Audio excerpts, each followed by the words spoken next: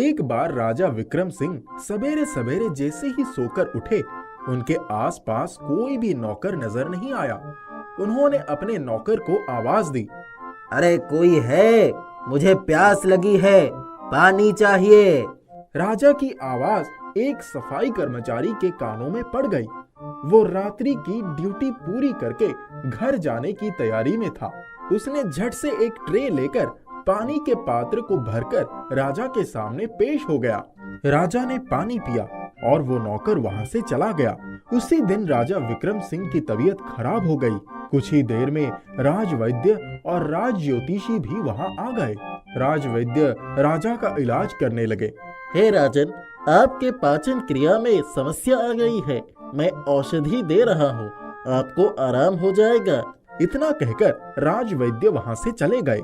हे राजन, याद करके बताइए कि आज सर्वप्रथम आपका संपर्क किससे हुआ था? आज सुबह सुबह जब मैं सोकर उठा तब एक सफाई कर्मचारी के हाथों मैंने जल ग्रहण किया। हाँ, यह उसी सफाई कर्मचारी की मनहूसियत का असर है। उसे आपके सामने नहीं आना चाहिए था।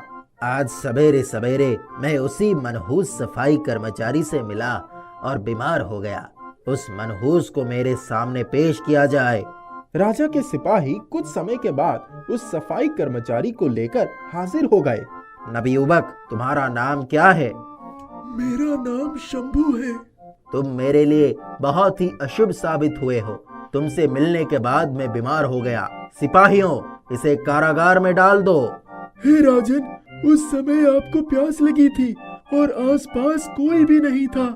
मेरा कार्य पानी लाना नहीं था, फिर भी मैंने अपने राजा की प्यास बुझाने के लिए पानी की व्यवस्था कर दी। मुझ पर दया कीजिए, मुझे क्षमा कर दीजिए। बेचारा शंभू गिड़गिड़ाता रहा और उसे कारागार की सलाखों के पीछे जाना ही पड़ा। दूसरे दिन चिरंजीवी दरबार में नहीं आए। मंत्री जी, क्या बात है? आज चिरंजीवी दरबार में नहीं आए? हुजूर, मुझे भी इस संबंध में कोई जानकारी नहीं मिली है। सिपाहियों को भेजकर उन्हें शीघ्र ही बुलवाइए। कुछ समय के बाद चिरंजीवी दरबार में हाजिर हो गए। चिरंजीवी, क्या बात है? आज आप दरबार में नहीं आए? अब हुजूर, मैंने अपनी धर्म पत्नी को घर से बाहर निकाल दिया है। अरे, क्या कह रहे हो? तुमने ऐसा क्यों किया? हुजूर, कल मैं घोड़े पर बैठकर एक जरूरी काम से जा रहा था और अचानक घोड़ा भागा और मैं गिर गया। मुझे चोट भी आ गई। हाँ, तो इसमें पत्नी का क्या कसूर है?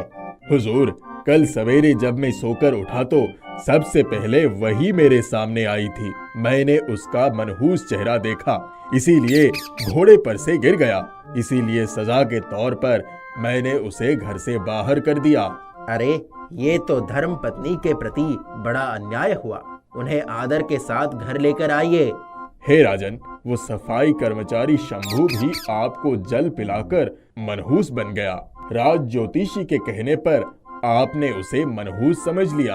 आप बीमार हो गए और दोष उस गरीब शंभू पर आ गया। इतना ही नहीं, आपने उसे कारागार में भी डलवा दिया। क्या यह उसके साथ न्याय हुआ है?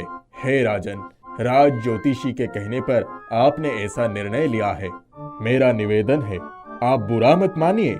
शंभू के लिए तो आप सबसे बड़े मनहूस साबित हुए हैं। आप राजा हैं, आपको भला कोई क्या सजा दे सकता है?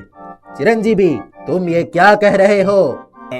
हुजूर, जरा ठंडे दिमाग से सोचिए। आप तो बीमार हुए, आपका राजवैद्य ने इलाज कर दिया और ठीक भी हो गए हैं। शंभू को तो आपसे मिलने के बाद कारागार में सलाखों के पीछे जाना पड़ा। अपने राजा को जल पिलाने के लिए उसे इतनी बड़ी कीमत चुकानी पड़ गई है। अब आप ही निर्णय कीजिए कि सबसे बड़ा मनहूस कौन है? चिरंजीवी की बात सुनकर राजा की आंखें खुल गई। उन्हें अपनी गलती का एहसास हुआ। चिरंजीवी, तुमने अपनी बुद्धिमानी से यह साबित कर दिया कि शंभू निर्दोष है और उसे सजा नहीं मिलनी चाहिए थी। सिपाहियों, शंभू को शीघ्र मेरे सामने लाया जाए। शंभू, तुम निर्दोष हो। तुमने मुझे जल पिलाकर एक नेक काम किया था। मुझे खेद है कि तुम्हें कुछ समय के लिए कारागार में रहना पड़ा। यदि तुम चाहो तो मुझे सजा दे सकते हो। मैं सहस्त्र स्वीकार कर लूंगा। हे राजन, आप हमारे अन्नदाता हैं। हमारे पालनहार हैं। हम तो हमेशा आपका हित चाहते हैं। शंभू राजा और चिरंजीवी के सामने नतमस्तक हो गया।